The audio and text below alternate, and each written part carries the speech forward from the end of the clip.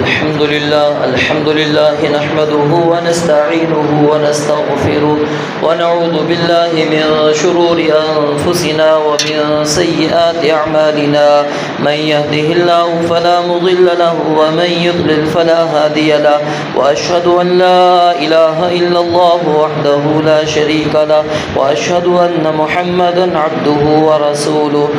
أما بعد فإن أصدق الحديث كتاب الله وخير الهدي هدي محمد صلى الله عليه وسلم وشر الأمور محدثاتها وكل محدثة بدعة وكل بدعة ضلالة وكل ضلالة في النار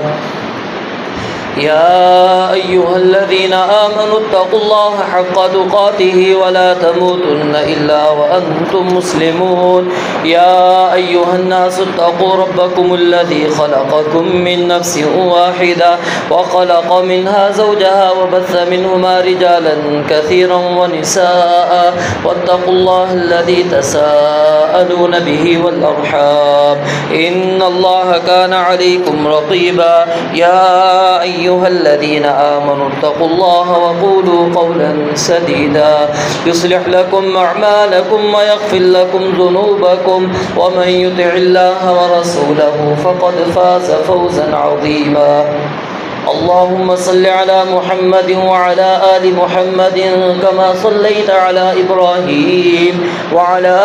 آل إبراهيم إنك حميد مجيد اللهم بارك على محمد وعلى آل محمد كما باركت على إبراهيم وعلى آل إبراهيم إنك حميد مجيد قال الله تبارك وتعالى في القرآن المجيد فأعوذ بالله السميع العليم من الشيطان الرجيم من همزه ونفخه ونفثه بسم الله الرحمن الرحيم والسابقون الأولون من المهاجرين والأنصار والذين اتبعوهم بإحسان رضي الله عنهم ورضوا عنه وقال النبي صلى الله عليه وآله وسلم لا تسبوا أصحابي رب اشرح لي صدري ويسر لي أمري واحلل عقدة من لساني يفقهوا قولي رب زدني علما رب زدني علما رب زدني علما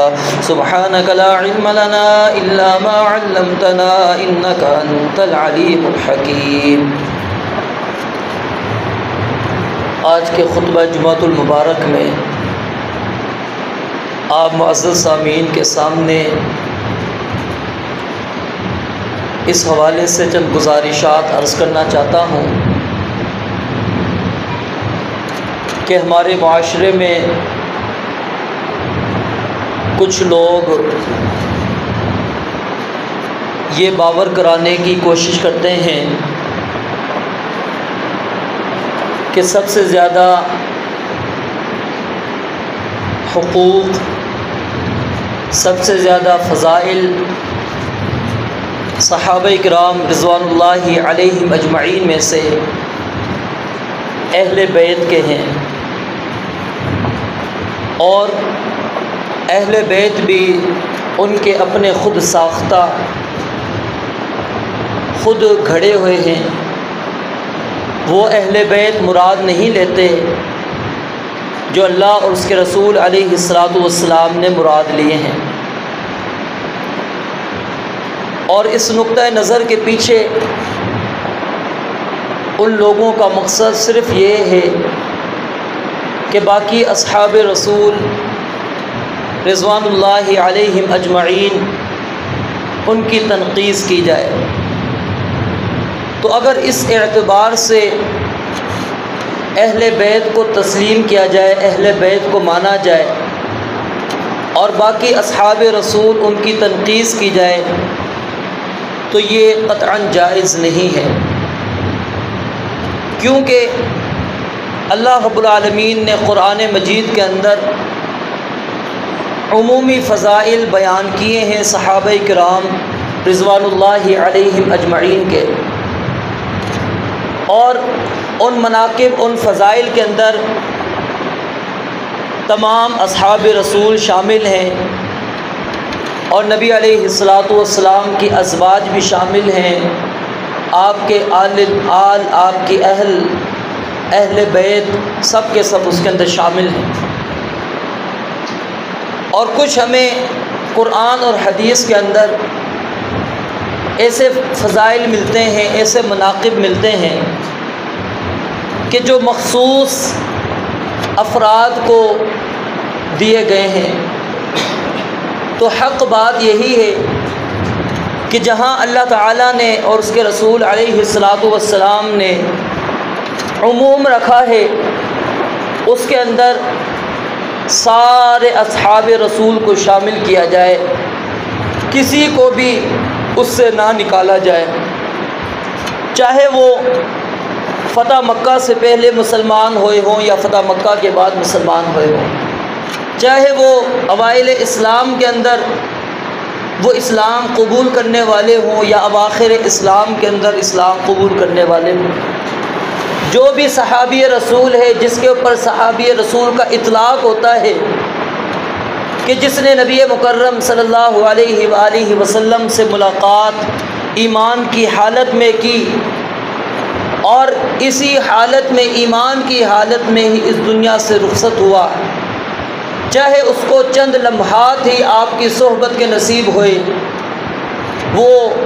بعد میں آنے والے جو افراد ہیں ان سے افضل ہے، اس سے بہتر ہے۔ اور جو خاص فضائل ہیں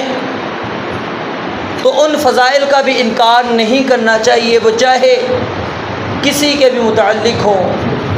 وہ پھر چاہے نبی مکرم صلی اللہ علیہ وسلم کی ازواج میں سے آ جائیں، وہ سیدنا علی آ جائیں، سیدنا حسن و حسین آ جائیں، سیدہ فاطمہ رضی اللہ عنہم اجمعین وہ آ جائیں، یا کوئی اور آ جائے، ہم ان سب کو تسلیم کریں، مانیں۔ آج کے خطبے میں صرف یہ موازنہ پیش نہیں میں کرنا چاہتا، صرف آپ کے سامنے دلائل کو رکھ کر تھوڑی سی بات سمجھانے کی کوشش کرتا ہوں کہ جہاں پر یہ بات کہی جاتی ہے کہ یہ بات نبی علیہ السلام نے آل رسول کے لیے قرار دی ہے، اہل بیت کے لیے آپ نے یہ فضائل کو استعمال کیا ہے، ہمیں وہی فضائل، اسی طرح کی باتیں دیگر صحابہ کرام رضوان اللہ علیہم اجمعین کے بارے میں بھی ملتی ہیں۔ تو جب ہم نبی مکرم صلی اللہ علیہ وآلہ وسلم کی زبان اقدس سے نکلے ہوئے الفاظ، وہ اگر سیدنا حسن و حسین، سیدنا علی المرتضیٰ رضی اللہ عنہم اجمعین یا سیدہ فاطمہ رضی اللہ تعالی عنہا کے بارے میں ہیں، ہم اس کو تسلیم کرتے ہیں، مانتے ہیں، تو اگر وہی الفاظ ہمیں نبی مکرم صلی اللہ علیہ وسلم کے اصحاب میں سے کسی اور صحابی کے لیے وہ الفاظ ملتے ہیں، ہم اس کا کیوں انکار کر دیتے ہیں؟ انصاف کا تقاضا یہ ہے کہ جو مفہوم، جو الفاظ رسول اللہ صلی اللہ علیہ وآلہ وسلم نے آل رسول کے لیے استعمال کیے، وہ دیگر صحابہ کے لیے بھی استعمال کیے، وہاں بھی اس کو ذکر کریں، بیان کریں۔ اور سب سے بڑی بات، آپ کتب احادیث کا مطالعہ کیجئے، جو اہل السنہ والجماعت کی متفقہ احادیث کی کتب ہیں، جن کو ہم کتب ستہ، سیاہ ستہ کے نام سے ہمارے یہاں معروف ہے، بخاری، مسلم، ابو داؤد، ترمذی، نسائی، ابن ماجہ، مسند احمد کو لے لیجئے، موطا مالک کو لے لیجئے، مسند دارمی کو لے لیجئے، دیگر کتب احادیث جو اہل السنہ والجماعت کی کتب ہیں، اگر اہل السنہ والجماعت کے سینے میں بغض صحابہ ہوتا یا بغض آل رسول ہوتا، بغض اہل بیت ہوتا، تو سب سے زیادہ احادیث ان کی ہماری کتابوں کے اندر نہ آتی۔ آپ شیعہ کتب کو بھی پڑھ لیں، ان کی کتابوں کا بھی مطالعہ کر لیں، جتنی آپ کو احادیث کی تعداد سیدنا علی المرتضیٰ کی ہماری کتابوں کے اندر ملے گی، ان کی کتابوں میں بھی نہیں ہے۔ یہ اس بات کا واضح ثبوت ہے، بین دلیل ہے اس بات کی کہ کبھی بھی اہل السنہ والجماعت نے فرق نہیں کیا، نہ خاندان آل رسول کے اندر اور نہ ہی عام اصحاب رسول کے اندر۔ ہم صرف وہی بات بیان کرتے ہیں، وہی بات ہم مانتے ہیں، تسلیم کرتے ہیں جو صحیح احادیث مبارکہ سے ثابت ہو، چاہے وہ کسی کے بارے میں بھی ہو، ہم کسی کا انکار نہیں کرتے۔ تو ایک بڑی معروف روایت آپ کے ہاں آپ نے کئی مرتبہ سنی ہوگی، سیدنا علی المرتضیٰ رضی اللہ تعالیٰ عنہ کے بارے میں رسول مکرم صلی اللہ علیہ وآلہ وسلم نے ارشاد فرمایا ہے، بڑی معروف حدیث ہے، اور یہ الفاظ ہر بندے کی زبان پر عام ہیں، کوئی ایسا شخص نہیں ہے، عام سے عام بندہ بھی ہے، اس کی زبان پر آپ کو یہ الفاظ مل جائیں گے، اور وہ کیا ہے؟ من کنت مولاہ فعلی مولاہ۔ ہر بندہ بیان کرتا پھرتا ہے، چاہے اس کا دین کے ساتھ تعلق ہے یا نہیں، یہ جملہ ہر ایک نے رٹا ہوا ہے کہ من کنت مولاہ فعلی مولاہ۔ اس کا معنی کیا ہے؟ اسی حدیث کا ٹکڑا اس چیز کو واضح کرتا ہے۔ ویسے اگر آپ لغت عرب کے اندر جائیں گے، لفظ مولا اس کو آپ سرچ کریں، دیکھیں 18 اس کے معانی اہل عرب نے بیان کیے، یعنی جس لفظ کا ایک معنی نہ ہو، 2 معنی نہیں، 3 نہیں، 18 معانی ہے، اور اس میں سے آپ ایک ہی اپنے مطلب کا نکال لیں، باقی 17 کا آپ انکار کر دیں، اور دلیل بھی آپ کے پاس اس چیز کی نہ ہو، تو اس کو انصاف نہیں کہا جاتا۔ تو حدیث مبارکہ خود اس چیز کو واضح کرتی ہے۔ ہمارے ہاں یہ مولا علی کا لفظ بھی چلتا ہے، جب بھی سیدنا علی المرتضیٰ کا ذکر ہوتا ہے، مولا علی علیہ السلام، مولا علیہ السلام۔ اب مولا کا لفظ عربی زبان کا لفظ ہے، اردو زبان میں بھی ہم استعمال کرتے ہیں، استعمال کرنے والے کو بھی نہیں پتہ کہ مولا علی کا مطلب کیا ہے، بس وہ کہتا ہے کہ آپ نے سیدنا ابو بکر تو مولا ابو بکر نہیں کہا نا، سیدنا عمر کو تو نہیں کہا، عثمان کو تو نہیں کہا، دیگر عشرہ مبشرہ میں سے کسی کو نہیں آپ نے کہا، سیدنا علی کو کیوں کہا؟ حدیث مبارکہ غور کیجئے، کیا فرماتے نبی علیہ الصلوۃ والسلام کہ من کنت مولاہ، جس کا میں والی ہوں، میں جس کا دوست ہوں، جو مجھ سے دوستی رکھتا ہے، فعلی مولاہ، تو اس کا دوست علی بھی ہے، یعنی جو مجھ سے دوستی رکھتا ہے وہ علی سے بھی دوستی رکھے، جو مجھے اپنا دوست سمجھتا ہے وہ علی رضی اللہ تعالیٰ عنہ کو بھی اپنا دوست سمجھے۔ یہاں پر خدا معنی نہیں ہے، آقا مراد نہیں ہے۔ کیوں؟ کیا نبی علیہ الصلوۃ والسلام ہمارے آقا ہے؟ ہمارے آقا نہیں ہے، دوست مراد ہے وہاں پر، من کنت مولا، کہ جس کا میں دوست ہوں، علی اس کا دوست ہے۔ اور حدیث کے اندر جیسا میں نے آپ کو بتایا کیا الفاظ ہیں، اللہم، پھر آپ نے دعا کی یہ الفاظ کہنے کے بعد، اللہم والی من والاہ، کہ اللہ اس سے تو دوستی کر جو سیدنا علی سے دوستی رکھتا ہے، وعادی من عادہ، اور اس سے دشمنی رکھ، عداوت رکھ جو علی رضی اللہ تعالیٰ عنہ سے دشمنی رکھتا ہے۔ یعنی یہ حدیث بھی خود واضح کر دیتی ہے، کیونکہ اگر پہلے لفظ کا ترجمہ ہم دوست ایک لحاظ سے چلے چھوڑ دیتے، نہیں کرتے، تو آپ دشمنی کے مقابل میں کیا لائیں گے؟ ضد کیا ہے دشمنی کی؟ دوستی ہے۔ دشمنی کی ضد اور کوئی ہے ہی نہیں، یا تو آپ کا وہ دوست ہوگا یا دشمن ہوگا، کیا کہیں گے؟ تیسرا کوئی لفظ ہے تو بتا دیں۔ تو نبی مکرم صلی اللہ علیہ وسلم نے کیا ایک ہی دعا کے اندر آپ نے دشمنی کا تو ذکر کر دیا، دوسری کیا چیز تھی؟ وہ ضد آپ کہہ رہے ہیں کہ وہ تو مانتے نہیں، آپ کہتے دوستی وہاں مراد ہی نہیں، صحیح بات یہی ہے کہ یہاں پر مراد کیا ہے؟ دوستی ہے۔ اچھا، یہ سیدنا علی المرتضیٰ رضی اللہ تعالیٰ عنہ کی فضیلت آئی، مانتے ہیں ہم کہ سیدنا علی رضی اللہ تعالیٰ عنہ کو آپ نے اپنا دوست قرار دیا، اور فرمایا کہ جو سیدنا علی المرتضیٰ سے دوستی رکھے گا، ٹھیک ہے، اللہ تو اس سے بھی دوستی رکھ لے، جو اس سے دشمنی رکھتا ہے اللہ تو اس سے دشمنی رکھ۔ اب یہی بات ہمیں سیدنا زید بن حارثہ رضی اللہ تعالیٰ عنہ، جو نبی مکرم صلی اللہ علیہ وآلہ وسلم کے آزاد کردہ غلام ہیں، متبنا ہیں، آپ نے ان کو اپنا بیٹا بھی بنایا تھا۔ زید بن محمد ان کو کہا جاتا تھا، جب اللہ نے پھر آیات اتاری تو آپ نے کہا کہ ادعوہم لآبائہم هو اقسط عند اللہ۔ اب زید کو زید بن محمد نہیں کہنا، دوبارہ سے زید بن حارثہ کہو۔ کیوں؟ اللہ کہتا ہے ان کے والد کی طرف ان کی نسبت کرو، یہ انصاف کی بات ہے۔ تو سیدنا زید بن حارثہ رضی اللہ تعالیٰ عنہ، اس کے بارے میں رسول اللہ صلی اللہ علیہ وسلم کیا فرماتے ہیں؟ انت اخونا و مولانا، کہ زید تو ہمارا بھائی ہے اور تو ہمارا دوست ہے۔ یہ مولا کے لفظ آپ نے صرف سیدنا علی المرتضیٰ کے لیے نہیں استعمال کیے، سیدنا زید بن حارثہ رضی اللہ تعالیٰ عنہ کے لیے بھی استعمال کیے ہیں۔ تو آپ ایک روایت کو بیان کریں اور دوسری کو چھوڑ دیں، یہ انصاف نہیں۔ اور جہاں آپ ولایت کا معنی سیدنا علی المرتضیٰ کے لیے لیتے ہیں، پھر ولایت کا معنی سیدنا زید بن حارثہ کے لیے بھی لیں۔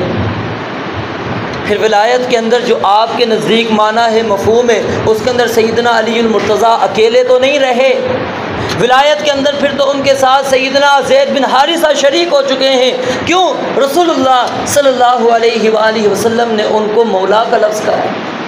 کہ انت اخونا و مولانا۔ صرف آپ نے اپنا نہیں کہا، سب مسلمانوں کا کہا کہ تم ہمارے بھائی ہو، ہمارے دوست ہو۔ سب کے متعلق آپ نے کہا سب مسلمانوں کے آپ دوست ہیں، بھائی ہیں۔ اور اسی طرح نبی مکرم صلی اللہ علیہ وآلہ وسلم نے، بلکہ قرآن مجید میں اللہ تعالیٰ نے اہل بیت کے بارے میں یہ بات بیان فرمائی، اور سورۃ الاحزاب کے اندر یہ بات موجود ہے۔ اب یہاں پر بھی ایک ظلم اور زیادتی کیا کی جاتی ہے، اس کے سیاق کو آپ پڑھتے آئیے، آپ کو ازواج النبی صلی اللہ علیہ وسلم کا تذکرہ ملے گا۔ یا نساء النبی، یا نساء النبی، اللہ تعالیٰ نبیوں کی بیویوں کو مخاطب کر کے کہتے ہیں۔ اسی تناظر کے اندر اللہ تعالیٰ یہ بات کہتے ہیں، انما یرید اللہ لیذھب عنکم الرجس اہل البیت ویطہرکم تطہیرا۔ کہتے ہیں کہ اللہ تعالیٰ نے صرف اور صرف 5 لوگوں کو پاک کیا، جس کو ہم پنجتن پاک، آپ نے یہ لفظ سنا ہوگا۔ پنجتن پاک کا مطلب کیا ہے کہ 5 افراد پاکیزہ ہیں، باقی نعوذ باللہ پاکیزہ نہیں ہیں۔ یہ جملہ انتہائی کٹھن اور بہت چبھنے والا جملہ ہے کہ رسول اللہ صلی اللہ علیہ وسلم کی دعوت کو، آپ کی تبلیغ کو ہم نے اس جملے کے ذریعے سے ضائع کر دیا کہ نبی علیہ الصلوۃ والسلام نے 23 سالہ محنت کے اندر صرف آپ 4 لوگوں کو اپنے علاوہ پاک کر سکے، نعوذ باللہ باقی لوگوں کو پاک نہیں کر سکے، کیونکہ پنجتن پاک آپ 5 پاک لا رہے کہ سیدنا علی المرتضیٰ ہیں، سیدہ فاطمہ ہیں، سیدنا حسن و حسین رضی اللہ تعالیٰ عنہ 4، اور 5ویں خود رسول اللہ صلی اللہ علیہ وسلم، کہ بس آپ کی دعوت سے 23 سال کے اندر 4 بندے پاک ہو سکے، نعوذ باللہ باقی پاک نہیں ہو سکے۔ یہ جملہ انتہائی غلط ہے، پنجتن پاک نہیں کہنا چاہیے، سب تن پاک، سارے پاک ہیں۔ اور اس کی دلیل اللہ تعالیٰ نے اہل ایمان کو کہا ہے، جو بعد میں آنے والے ہیں، نبی علیہ السلام کے اصحاب نہیں ہے وہاں پر اگرچہ، ٹھیک ہے، لیکن کیونکہ اول مخاطبین وہ ہیں، اور اسی طرح قیامت تک آنے والے لوگوں کو اللہ رب العالمین نے ان کی طہارت کو بھی بیان فرمایا ہے۔ سورہ مائدہ کے اندر آیت نمبر 6 میں وَلَٰكِن يُرِيدُ لِيُطَهِّرَكُمْ وَلِيُتِمَّ نِعْمَتَهُ عَلَيْكُمْ وَلَعَلَّكُمْ تَشْكُرُونَ۔ اللہ کہتے ہیں یہ احکام میں نے کیوں بیان کیے ہیں، اللہ چاہتا ہے تمہیں پاک کر دے۔ جس طرح آل رسول کے بارے میں، ازواج النبی کے بارے میں آپ نے کہا کہ اللہ تعالیٰ چاہتا ہے تم سے شرک کی گندگی کو لے جائے اور تمہیں اچھی طرح پاک کر دے، یہی بات اللہ تعالیٰ فرماتے ہیں اللہ رب العالمین چاہتا ہے کہ لیطہرکم، تاکہ تمہیں پاک کر دے اور اپنی نعمتوں کو تم پر اتمام کر دے۔ یہ قیامت تک آنے والے سب لوگ جو اللہ کے وہ سورۃ المائدہ کے شروع سے لے کر احکام اس آیت تک آ رہے ہیں، اس کو مانتا ہے، اس پر عمل پیرا ہوتا ہے، اللہ سے کہتا ہے میں سب کو پاک کروں گا۔ اور اسی طرح سیدنا حسن و حسین رضی اللہ تعالی عنہما، ان کے بارے میں رسول اللہ صلی اللہ علیہ وسلم نے فضیلت بیان فرمائی ہے کہ فرمایا سیدہ شباب اہل الجنہ، کہ یہ حسن و حسین رضی اللہ عنہما یہ جنتیوں میں نوجوانوں کے سردار ہوں گے۔ اللہ نے بڑی شان رکھی ہے ان کی، بڑی فضیلت رکھی ہے۔ اب یہی فضیلت سیدنا ابو بکر اور سیدنا عمر رضی اللہ تعالیٰ عنہ کو بھی عطا کی۔ آپ نے کیا فرمایا ابو بکر اور عمر کے بارے میں؟ سیدہ کہول اہل الجنہ، کہ جنت میں جانے والے بوڑھے افراد، یہاں بوڑھے افراد سے مراد جنت میں جانے والا بوڑھا نہیں، دنیا میں جب یعنی فوت ہوا، وہ بڑھاپے میں فوت ہوا تھا، ان کے سردار کون بنیں گے؟ سیدنا ابو بکر اور سیدنا عمر رضی اللہ تعالیٰ عنہ۔ اور جو جوانی کے اندر اس دنیا سے گئے، رخصت ہو گئے، فوت ہو گئے، ان کے سردار سیدنا حسن اور سیدنا حسین رضی اللہ تعالیٰ عنہ بنیں گے۔ اب ایک طرف آپ ان کو تو لیتے ہیں کہ نبی علیہ السلام نے ان کو جنتیوں کا سردار کا، نوجوانوں کا، آپ پھر ناانصافی سیدنا ابو بکر اور عمر رضی اللہ تعالیٰ عنہ کے ساتھ کر جائیں کہ ان کو نبی علیہ السلام نے تو کچھ نہیں کہا۔ یہاں پر واضح لفظ موجود ہیں کہ وہ جنتیوں میں بوڑھے لوگوں کے سردار ہوں گے۔ اور پھر اسی طرح نبی مکرم صلی اللہ علیہ وآلہ وسلم نے